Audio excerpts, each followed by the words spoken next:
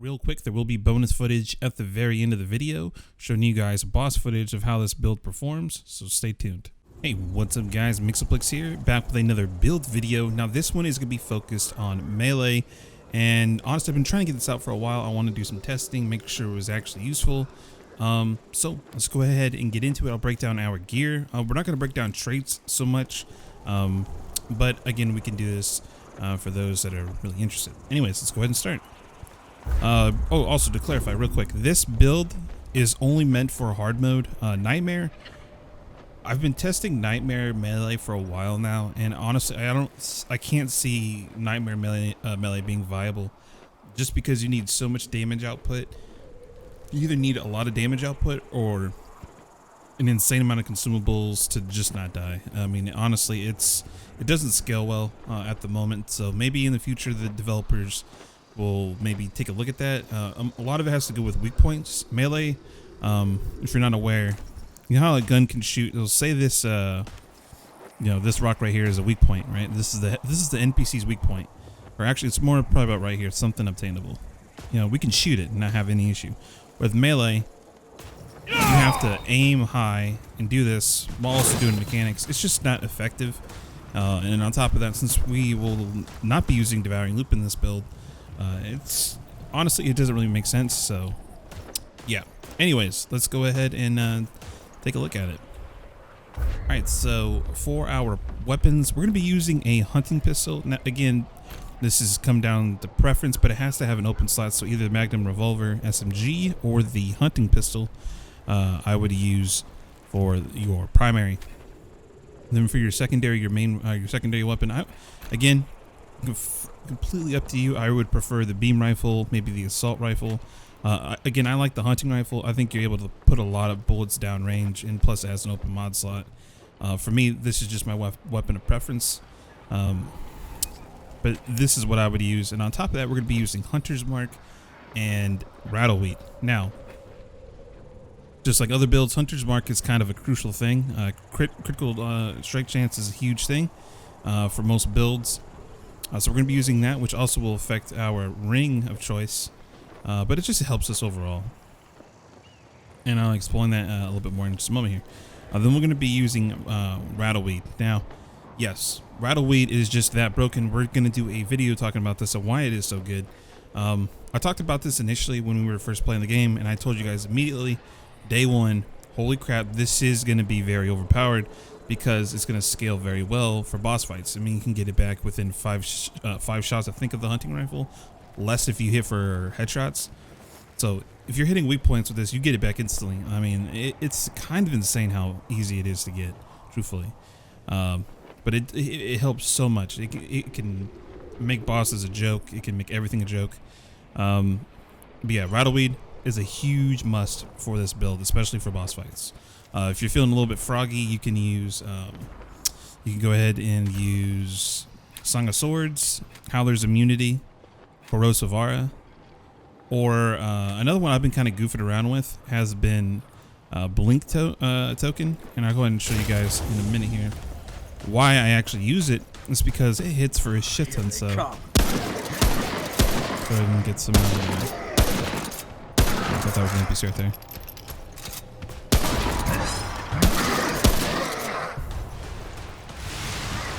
Okay, so let's go ahead and run into this guy real quick. I'll show you why it's so good.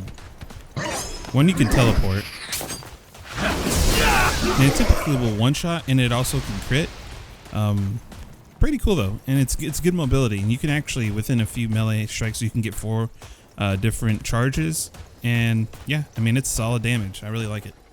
But that's just another again, comes down to preference. Critical hit, a must. Anything else for that is up to you though. But I prefer, at the moment, if I'm having fun, Blink Token. If I need it for boss fights or I'm having an issue with death, Rattleweed's definitely a must. Now for a weapon. Now for those that haven't seen, our collection of weapons is vast. I did try the Petrified Maul recently. I think Maul's actually better than the World Breaker, and the reason why I say that is because 1, it has more damage. 2, normal attacks have a chance to give you each a chance to do stagger damage on hit. Then charge attacks have 100% chance of this happening. So it's all in all, it's pretty cool. It looks cool. It sounds cool. I personally didn't like World Breaker that much, and the Force Burst, as cool as that effect was more annoying than anything because it would reposition NPCs out of your range. As you know, just kind of to clarify, we also tested Voice of the Tempest, the Lost Harpoon. Honestly, as much as I think these should have been better, the damage is just too low with this. Maybe if the base damage was over 110 or something along the lines of the Maul, it would make sense. But right now, Harpoon is not that good. I mean, it's good, but it's not that good, which is kind of sad. Voice of the Tempest, also a good weapon, but the proc is the only good part of it. That's about it. So yeah, at the moment we're going to be going with Smolder. So the reason why we are using Smolder is for the Blaze effect. Now the Blaze effect will do 420 damage over 10 seconds. Now a charge will give this 100% chance, but it is fire. So with this build, let's go ahead and look at our stuff. We're going to be using Razor Stone as well. So we're going to have 2 detrimental effects, which are substantially overpowered. It can also crit and also scale with damage. So we're going to be using 2-piece Akari at the moment. Now you can easily just switch over to 2-piece Void Skull and be fine. The thing here is you do not want to use Void Chest Piece, because if you look at our encumbrance, going to do this real quick. Put on Akari. There. Our encumbrance is heavy, which, if you don't know, makes us slower naturally, and then we use more stamina, and our roll recovery is just awful. So you want to use the Akari Garb, and if you want to use 2-piece Void for the 24% increased damage when you take damage, that's what you do. But this is kind of my default setup with gear. But if you are very good at proccing Akari, you know, obviously go with 2-piece with that, because it's just, yeah, it's way better. So if you're not aware of what Akari does, perfect dodging enemy attacks will give you up to 50% melee damage and crit chance. We're going to only be using 1 piece of this, so there you go. Butcher's Fetish is a neck piece, or neck piece. I forgot where I got this. It may have been like the Fairy World, I'm not sure. But it increases melee damage after achieving a melee critical hit. That's substantial. Again, melee has some crazy scaling with some stuff. Like we have, as a melee build, you have a lot of different just other things you can do to kind of keep your damage up. But this, definitely a must. Now we have Leach Ember, which melee hits leech damage to the target in return as health. So it's basically, you know, it's lifesteal, you know, in a nutshell. Another ring you could use here if you were feeling real froggy, I would say is Braided Thorns. I'm a huge advocate of this because when you kill a mob, you get 15% crit chance, which also procs Razor Stone a little bit more and procs your Smolder burn effect a little bit more. Again, I use Leech for sustain and survivability. If you're good with survivability and sustain, obviously go with a more damage approach, and either Braided Thorns, I would say, or actually I think that's really the only other option. Devouring Loop just isn't that good for melee, from what I can see. Though I do need to test since we're going more of a dot build with testing. I'll let you all know down in the comment section. Actually, if this turns out to be really good, I'll let y'all know. But at the moment, it just doesn't seem to be that good for melee builds at the moment. But Braided Thorns is definitely an option here. Then we'll be using Razor Stone. So we have both a burn and fire effect with a bleed, which is really good. So we'll have two detrimental effects going consistently on a boss with melee hits, and it just makes it pretty easy. I mean, honestly, it really quite helps. Now, through traits, obviously we have more traits than most people. I know I did get a few comments like, well, dude, that's not the point here. Some of us don't play all the time. Can you break it down as to which ones to go for? Now, obviously, we're going to want to go for melee damage bonus. Where else? You're going to want to get Rapid Strike eventually, just because 20% attack speed is big. That's big. Guardian's Blessing, I think, is also a pretty substantial one as well. Probably more than ranged, obviously, because you'll be in melee most of the time, and you're going to need that damage reduction. Kingslayer, Barkskin. Arcane Strike is huge because it gives you mod power on hits. This is very important, as again, you'll be in melee, and yes, you will be shooting a gun sometimes, but you know, you want to at least, you know, generate some mod power while using melee. Triage helps with our potions, but not really a big thing. Catalyst and Executioner helps. Again, Devouring Loop right now, I'm kind of up in the air for melee. Not exact. I wouldn't recommend going for this right away. I would focus other sure things. And again, I'll let you all know if this is good. I just haven't seen a proc so far off of this in some time. I've been testing it all day actually, and I just can't see it. But who knows? I might just be having a bad day. So if somebody else knows if it's good with melee, let me know down in the comment section. I'll make sure to update the video with some kind of tag or something. So stamina recovery is good. Stamina cost is actually really good. Do not get weak spot damage at the moment, again, because melee have to actually focus headshots to do that, and that's just impossible for a lot of NPCs. Elemental resistance, not needed right away, but you know, future stuff for sure.